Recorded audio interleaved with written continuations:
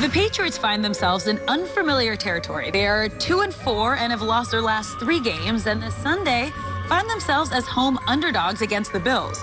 While Cam's performance has taken a turn during their 3-game skid, the defense's success that was often attributed to Belichick has also been lackluster. So, Shannon, who deserves more blame for the Patriots' 2-4 record? Is it Belichick or is it Cam? Well, Coach Belichick is responsible for the roster, and the roster is bare.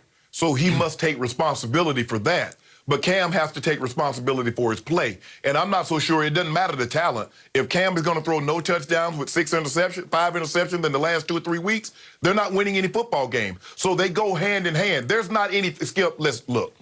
This is a barren, this is wasteland. And there's nothing but tumbleweeds. But Cam is not playing well, and it's exacerbating the problem because you look and you're like, oh, man.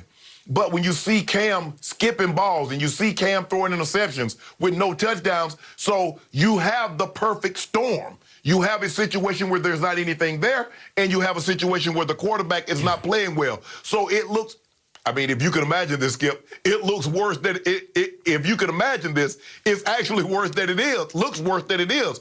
But if you can imagine that, because there is nothing, this, like I said early in the show, Skip, if you look at this offense, you tell me one player on offense that can go somewhere else right now and start. Name one. Maybe Tooney, the guard. I mean, they franchise, I think, Joe Tooney. But that's it. And then you go to the defensive side, maybe Devin McCourty, and Stephon Gilmore for sure. But that's it. Of 22 starters, you got maybe 3 guys that can go elsewhere and start. That's a recipe for whatever their record is. That's how you get that record. No talent, and then the talent that you do have not play well.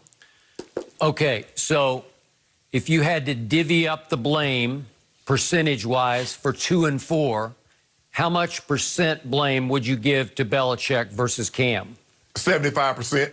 75, 25 to Cam? Mm-hmm. Shannon. Yep. I can't do that to Cam Newton.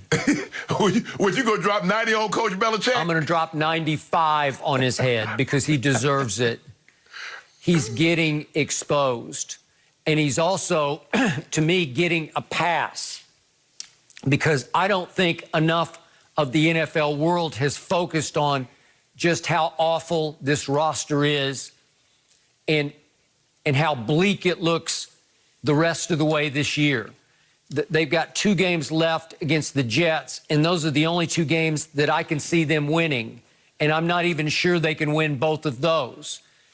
So you look back at Bill Belichick pre-Tom Brady, before Brady fell out of heaven into his lap because of an injury to Drew Bledsoe, going into week 3 of that year in 2001. Bill Belichick's record as a head coach was 41-57. I'm not saying he was a bad head coach, but he wasn't an all-time great one. No, and Tom Brady made him great. Tom put Bill in the GOAT conversation. And now Cam is bearing the brunt of a roster that Belichick let over the last 3 years just slide into oblivion. It's shocking how bad he let it become. He swung and missed on so many draft picks.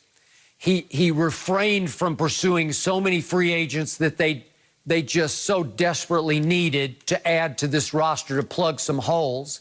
Well, Skip, he doesn't want to pay anybody. He doesn't want to pay anybody, although I don't know where the money's going. It's sort of like the NCAA. I never know where all the TV money goes in the NCAA. I don't know how the cap is divvied up unless Belichick gets some of it, but I don't think he does.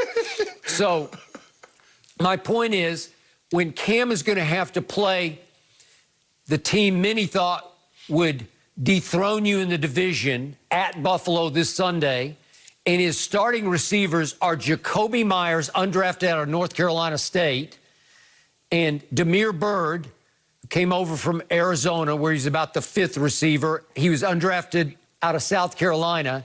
And your 3rd receiver this Sunday at Buffalo is Gunnar Olszewski, undrafted out of Bemidji State up in northern Minnesota, D2. That's it. You're having to throw to those three guys, and your tight ends are dead last in the league in production. Your tight ends have had 13 total targets this year and caught 8 balls for a grand total of 98 yards. So they're 8 for 98. Gronk by himself in Tampa Bay has caught 22 balls for 280 yards. So 22 to 8 catches in New England, and 280 for Gronk to 98 total yards for the Patriot tight ends, who are by far dead last in production in the league, just as they were last year. And Bill drafted 2 tight ends in the 3rd round, and only one of them has seen the field so far. And Dalton Reese, last game in that debacle of a loss, got 1 target and caught 1 ball for 8 yards. And that's his only game that he's played. That's how Bill shored up the tight end position. Well, Skip, I'm going to try to put this in automobile terms. Let's just say you let a friend borrow your car, and you haven't put all the transmission fluid in the car for, say, 6 months. But the friend wrecks the car. Now, the mechanic tells the friend, had you not wrecked the car, this thing was going to fall apart anyway. Well, that's what Coach Belichick, he has nothing, the cupboard is bare. But Cam is wrecking it, so we don't get an opportunity to see how, if Cam was playing well, like, because you look at it, Skip, you look at what he did against Miami. That's still the same offense. You look at what he did against Seattle. Oh. The cupboard is bare. But because Cam is playing so bad, Cam is basically about to wreck the car, so we don't get an opportunity to see that you haven't put all the transmission in. I got it. Yet, the flip side of that story is Cam rose above the bare cupboard and played extraordinary football for 2 games against Miami with his legs and against at Seattle with his arm. He threw for almost 400 yards at Seattle. And it went to the last play, and if he said, like you were the first to point out, Cam, if you just bounce it outside, you win the game. You want it, though. Yes. Okay? It came down to that. That's how great Cam was in the first 2 games. Okay? Then he got yanked down into oblivion by what's not left in the cupboard there. It's just a bunch of junk. And Julian Edelman, I told you, was broken down, beat up shell of himself. Now he's out again with a little knee scope. So he led the league in drops last year. He hasn't been very productive this year, except for that one night at Seattle. And now Cam has to live with the fact that the GOAT that he's replacing is on a tear down in Tampa Bay and has at least entered into the MVP conversation.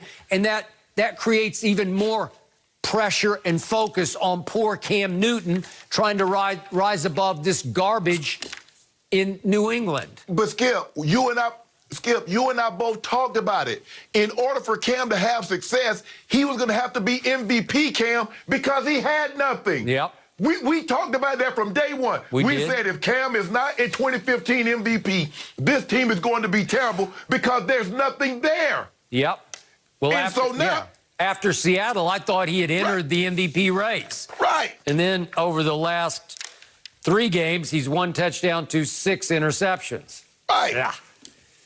So if he's not MVP, Cam, you see what this team is. You see what this offense looked like. And the defense, Skip, what we thought would be a staple, what we thought would be a strong point, the defense doesn't look that good. Nope, it doesn't. It's ranked 16th in yards allowed, which is not great. No. Okay. All right, well, we're moving from one messy situation to another. Do the Cowboys have any shot Sunday against the Eagles? That's next.